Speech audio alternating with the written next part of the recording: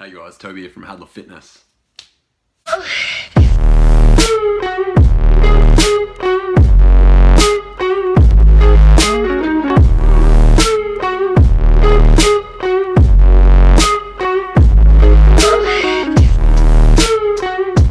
Alright, so what we're talking about today is guns.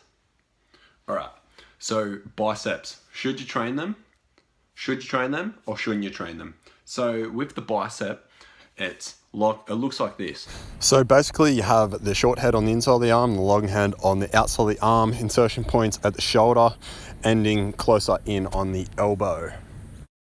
So basically with the bicep, I'm not flexing for the sake of it. Oh, sorry, I'm flexing for the sake of it.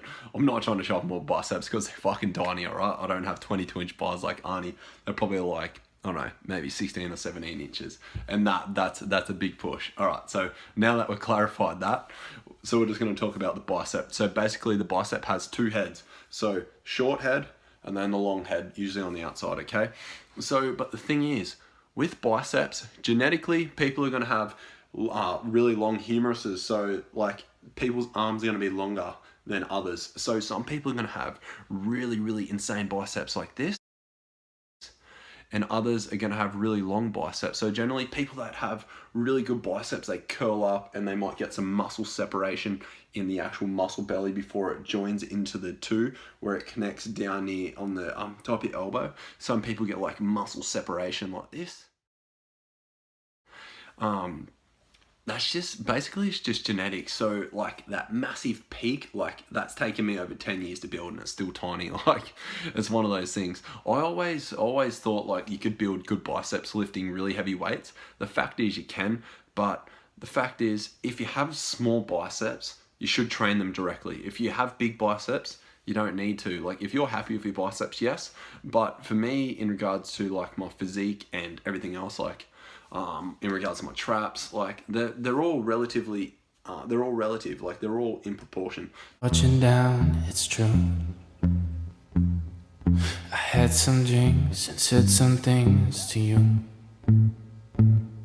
If I said too much, I know you're mine to lose. I had some drinks and said some things to you.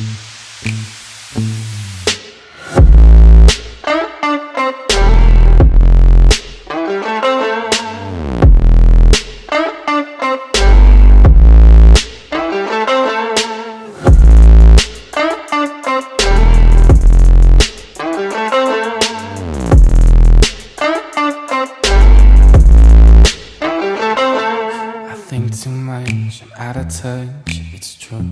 Don't give a fuck, actually I do. If I said too much, I know you're mine to lose.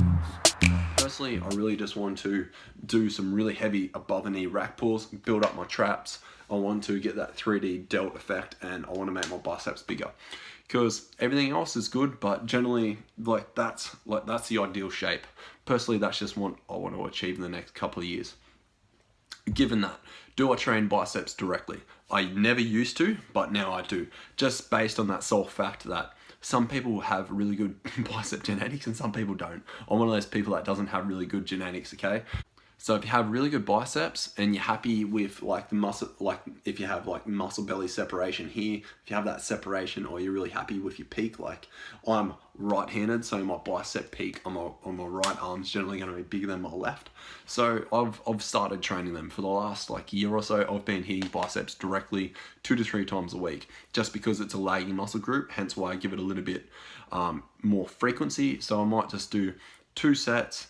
At the end of usually each session, I'll just do biceps and triceps, and I just go till failure, as many reps as possible. So basically just stimulating more of that high rep volume.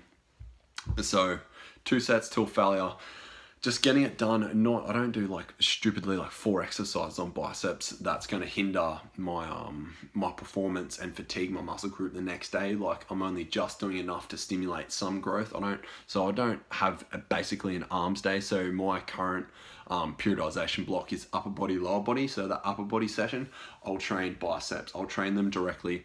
And generally when you're doing say like pull-ups, rows, bench press, all that kind of good stuff, they're going to get worked. So they don't really need that much extra volume. So given people will have like a dedicated Friday or something like that to arm day, that's just ridiculous. You don't need to have an arm day. You just need to do a little bit of work at the end of each session, have a good amount of frequency, train them directly, but don't go over the top. You don't need to do any more than like 2 to 3 sets on like one exercise, so you can change the exercise up. So basically you might do like preacher curls with the bar on the in, and then you might do just curls on the out, or you might do hammer curls, like whatever it is, you can change it up. So just change the exercise up and hit them a few times a week. Basically train them directly. That's what I'm saying if you're not happy with the genetic makeup of your biceps. But if you are, you don't need to train them. But you can get really good biceps if you have good periodization and you lift fucking motherfucking heavy weights. Like, don't get me wrong, if you guys follow Alpha Destiny, he's got some big biceps, but they kind of look smallish because he's on the bigger side. He's not as aesthetic, hence why they don't look that big. So here's probably my favorite superset.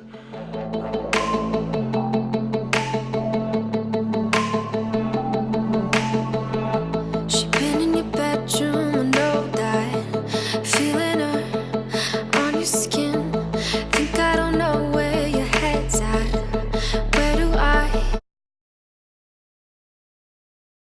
That's probably the most I do for biceps, and I really like really heavy heavy chin-ups and pull-ups. So the supinated and pronated hand grip, I like doing those and applying a lot of progressive overload. So I'll throw on like 40 or 50 kilos and try to do that for reps, and that in itself is going to stimulate my bicep massively.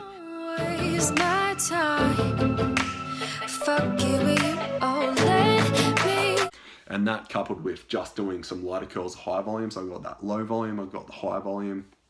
So sorry, I've got the high intensity and the low intensity, like rep scheme. So like below 5 and into the 20s. So I'm covering that slow twitch muscle fibers and fast twitch muscle fibers and everything in between. So basically I'm doing everything I can. So it's basically just a time game. So it's going to take time to build muscle there. It doesn't happen overnight. And torching your biceps every Friday, you're not doing yourself any favors. You're basically just hindering your muscle growth in other areas, because that is maybe a secondary muscle in a row. So that could be, just because your biceps are fatigued, could stop you from lifting 100 kilos. You might have to back off to 80, which means you don't get to carry out as much volume that week. So just be aware of that.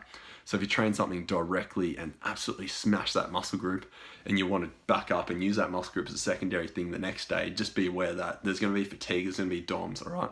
So muscle like repair doesn't happen overnight. Like, you're going to have delayed muscle soreness, and it's going to take anywhere from 24 to 72 hours to recover. All right, I don't want to drag this video up on any longer. If you guys like it, make sure you like, subscribe, and leave any comments below. Make sure you train arms. Get in there and get it done. Honestly, if you're not happy with your genetics, make sure you're getting it done. All right, guys, catch you in the next one.